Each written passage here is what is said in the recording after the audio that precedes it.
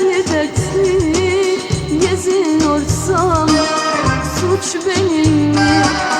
Gece gündüz dertli dertli geziyorsam suç benim mi?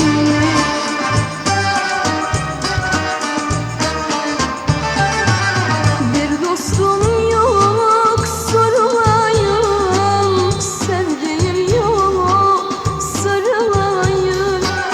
Bir dostum yok sorulayım, sevdiğim yok sarılayım.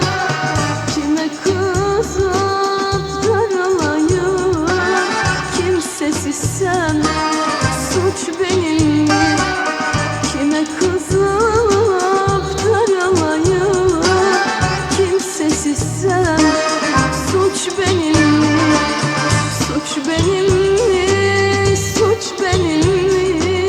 Garibansam suç benim mi? Suç benim mi? Suç benim mi? Talihsizsem suç benim mi?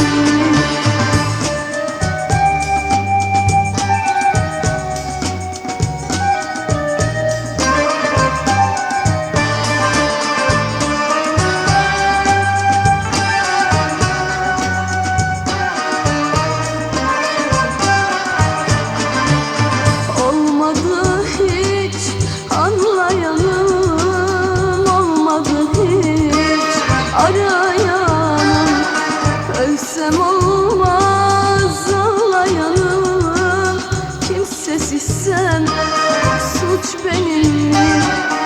Ölsem olmaz